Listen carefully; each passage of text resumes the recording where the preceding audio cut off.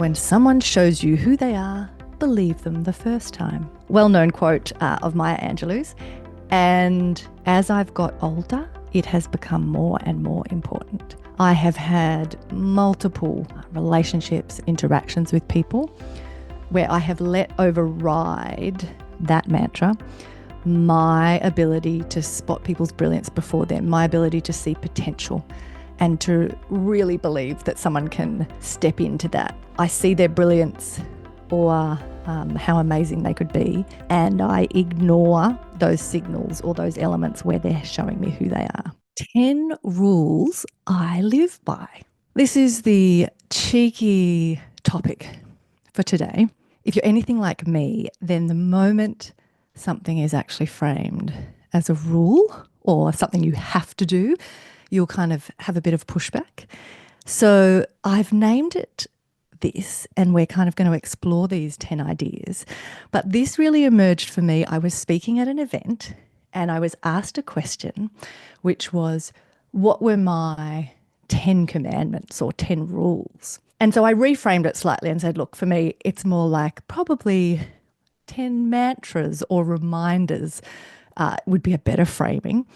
But I really loved the opportunity to kind of think through what were some really central ideas in my life and in how I kind of operate.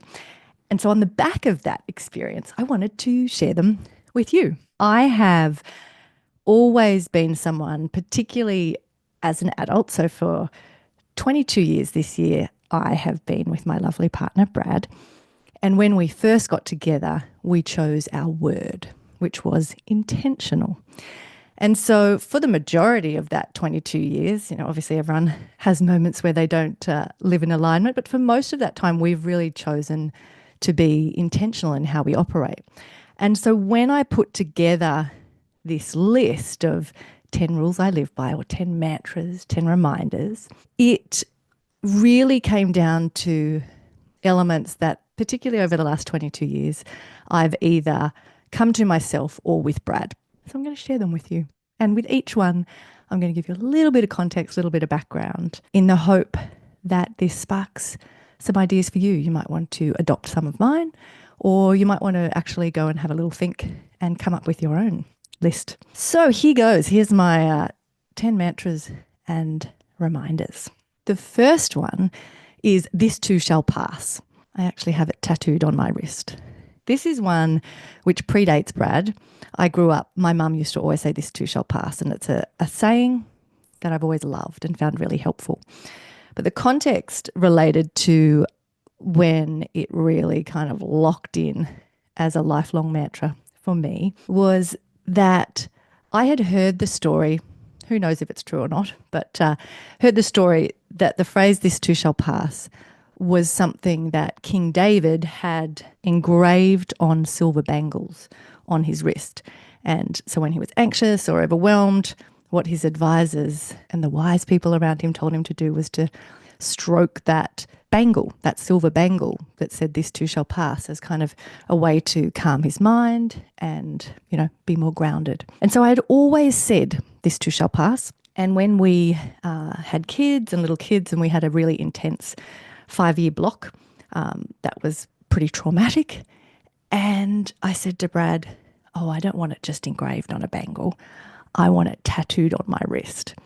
And so we both got this too shall pass tattooed on our wrist, so that in those moments of overwhelm, we could rub that tattoo and kind of remind ourselves that this too shall pass. That's my first one. My second one is no what ifs. This one really comes back to that same idea when I mentioned that Brad and I 22 years ago picked our word as intentional. No what ifs is in that vein.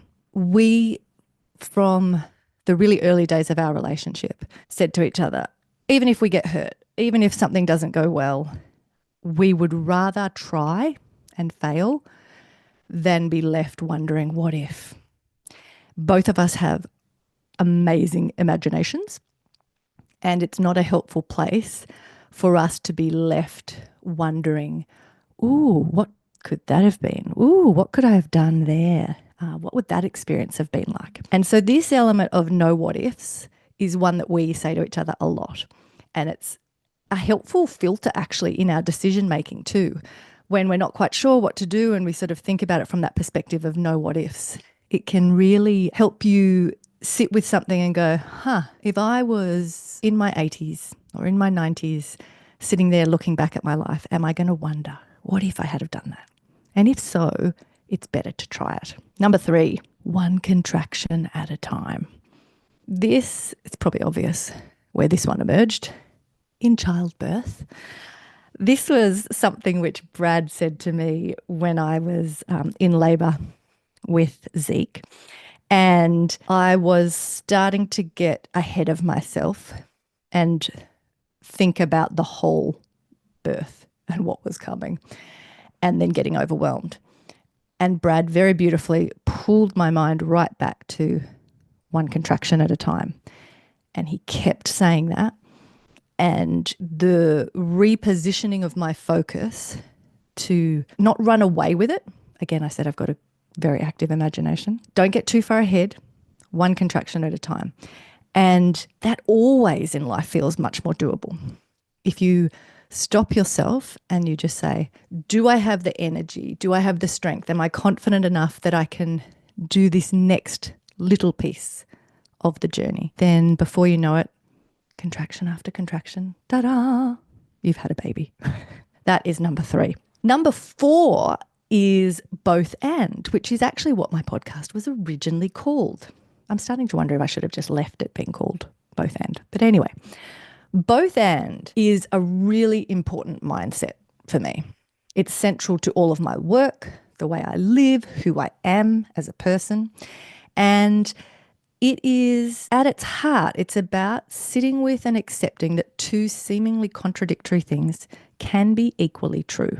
And for most people, it's a pretty tricky space to stay and to operate. But I genuinely believe that it's critically important, and that when you can rest into that and when you can have that kind of mindset of accepting contradictions, sitting with those ideas, like I said, that might seem like contradictions, but recognize they can be equally true, it totally changes how you show up as a person, how you lead, how you love, all of those things. And it's absolutely a big driver for me. Number 5, don't believe me, just watch. You might in your head be singing Uptown Funk at this point. That was originally where this one came from. Back in the day when that song was all the rage, I loved it. And Brad actually got it made for me on a t-shirt. It was printed across my back because the whole point was I at that time was running an organisation and constantly battling with people who were telling me that everything I was trying to build wasn't possible. And I'm the kind of person, a little bit like I said at the beginning, with the, if you tell me the rules, I'll push back. One of the best ways to get me to actually pull something off is to tell me I can't do it, because then I will. And so that saying, don't believe me, just watch, really drove, probably for a good 10 years, a whole bunch of my work, because I was like, I'll show you. And I did. Number 6, give from a place of overflow. This is a really important one for me. And before I had kids, it came really naturally. I was worried that when I had kids, I would fall into the trap that is very strong in the Judeo-Christian tradition of being a martyr. And this element, and the next one actually both sit in this category, but this element of give from a place of overflow was really important, and still is, for me to keep in my mind at all times, that I don't fall into the trap of giving till I'm empty or prioritizing other people's needs over my own, but that I realize I am far more effective.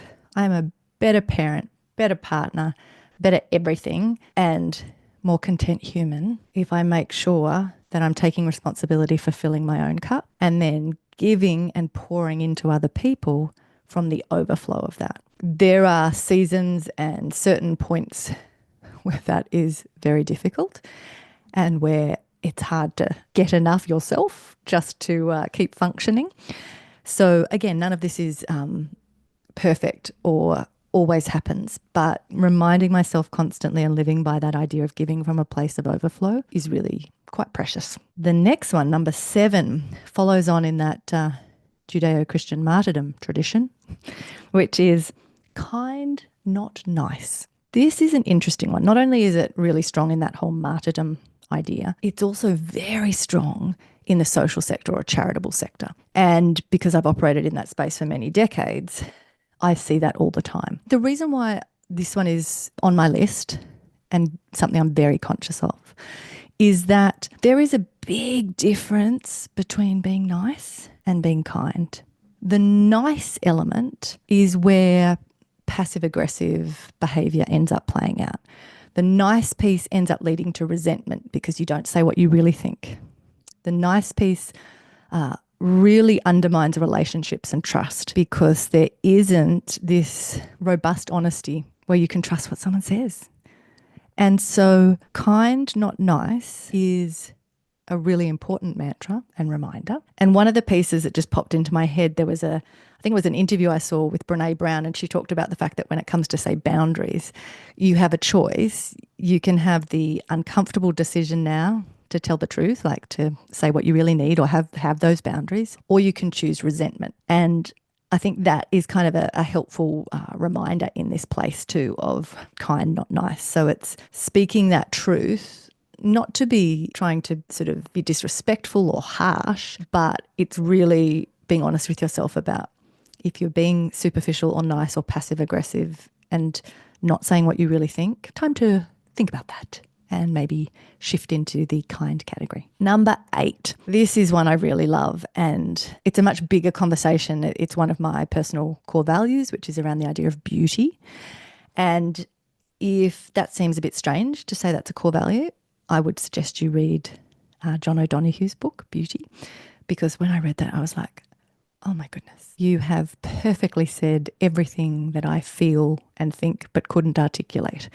That is the reason why beauty is one of my core values. But so this one, number 8, is actually a quote from his book, from John O'Donoghue's book, Beauty.